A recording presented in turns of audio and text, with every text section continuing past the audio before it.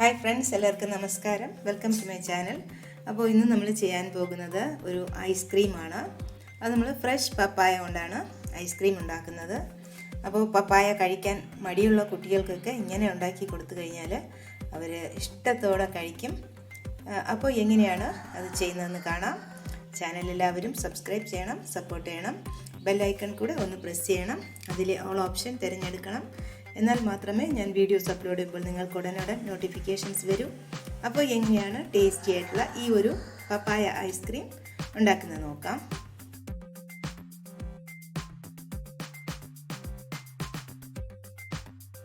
ഒരു ലിറ്ററിൻ്റെ ഒരു ഫുൾ ക്രീം മിൽക്ക് എടുത്തിട്ടുണ്ട്.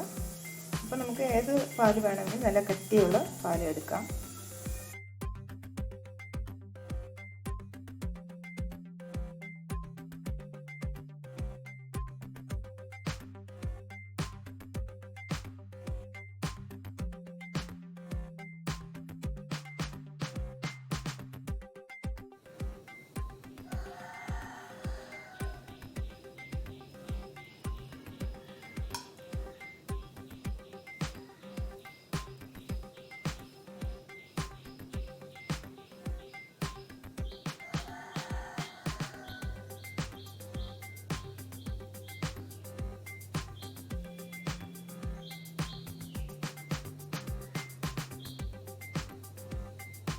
പാല് എടുത്തിട്ടുണ്ട്. ഇപ്പോൾ കോൺഫ്ലോർ ഒരു 3 ടേബിൾ സ്പൂൺ, ഇതുപോലെ 3 ടേബിൾ സ്പൂൺ കോൺഫ്ലോർ എടുത്തിട്ടുണ്ട്. അപ്പോൾ ഈ പാലിൽ നിന്നും കുറച്ച് ഒഴിച്ച് നമുക്കിത് മിക്സ് ചെയ്തെടുക്കാം.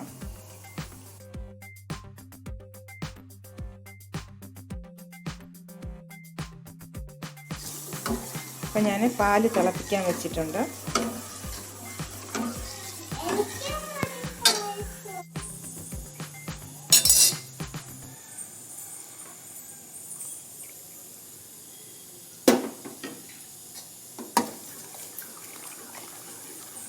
കട്ട കെട്ടാതെ നന്നായിട്ട് ഇളക്കി കൊടുക്കാം. അപ്പോൾ ഇതിപ്പോൾ തിളച്ചിട്ടുണ്ട്.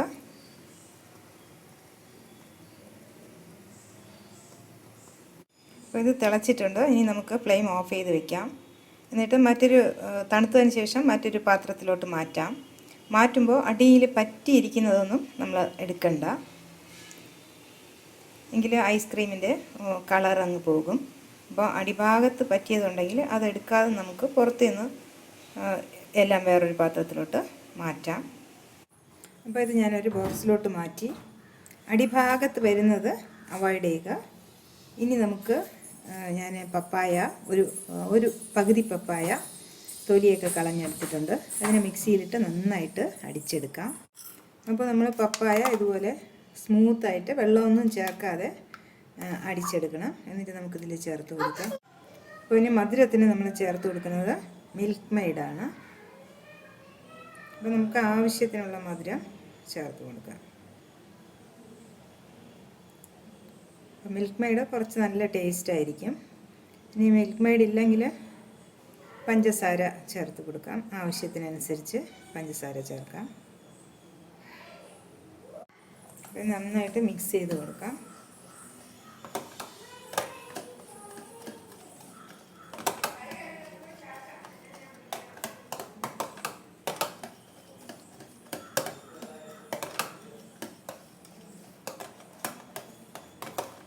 ഞാനിതിൽ ഒരു 1/2 പിഞ്ച് ഉപ്പ് ചേർത്ത് കൊടുത്തു.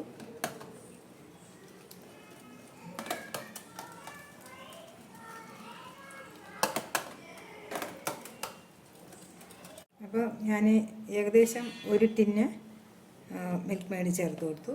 ഇനി നമുക്ക് സൈഡൊക്കെ ഒന്ന് ക്ലീൻ ചെയ്തതിന് ശേഷം ഒരു ബട്ടർ പേപ്പറോ അലുമിനിയം ഷീറ്റോ എന്തെങ്കിലും ഒന്ന് വെച്ച് കവർ ചെയ്തിട്ട് ഫ്രീസറിൽ വയ്ക്കാം.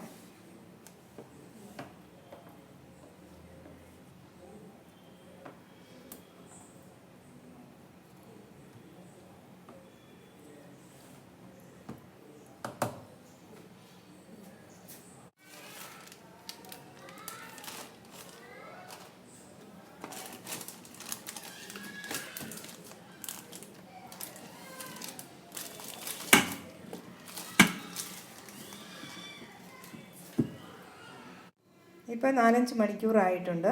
ഇപ്പോൾ സെറ്റായിട്ടുണ്ട്. ഇനി ഇതിനെ ഒരു സ്പൂണ് കൊണ്ട് ഇളക്കിയതിന് ശേഷം നമുക്ക് ബീറ്റർ ഉപയോഗിച്ച് നന്നായിട്ട് ബീറ്റ് ചെയ്തെടുക്കാം. ബീറ്റർ ഉണ്ടെങ്കിൽ അതാണ് നല്ലത്. അപ്പോൾ ഇല്ലെങ്കിൽ നമുക്ക് മിക്സിയിലിട്ട് അടിച്ചെടുക്കാം.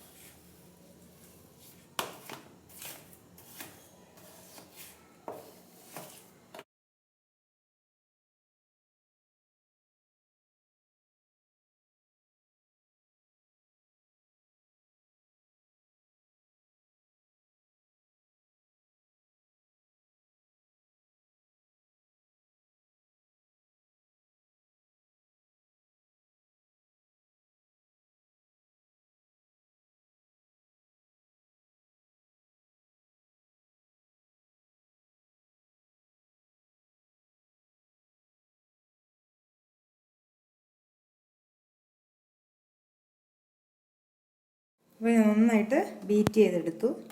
ഇനി ഇതിൻ്റെ സൈഡൊക്കെ ഒന്ന് നീറ്റാക്കിയതിന് ശേഷം നമുക്ക് ഇതുപോലെ ബട്ടർ പേപ്പർ ഉപയോഗിച്ചിട്ട് ഇതുപോലെ വെച്ചിട്ട് നമുക്ക് അടച്ച് ഫ്രീസറിൽ വെക്കാം.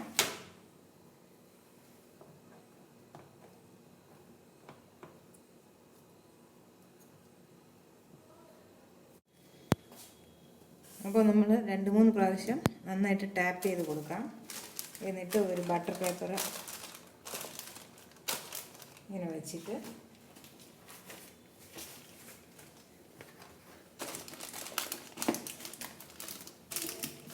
വെള്ളത്തുള്ളികൾ വീഴാതിരിക്കാൻ വേണ്ടിയാണ് നമ്മളിങ്ങനെ ചെയ്യുന്നത്. ഇനി നമുക്കിത് ഫ്രീസറിൽ വയ്ക്കാം. അപ്പോൾ നന്നായിട്ട് ബീറ്റ് ചെയ്തെടുത്തു. ഇനി ഇതിനെ ഒന്ന് ചെറുതായിട്ടൊന്ന് ടാപ്പ് ചെയ്തിട്ട്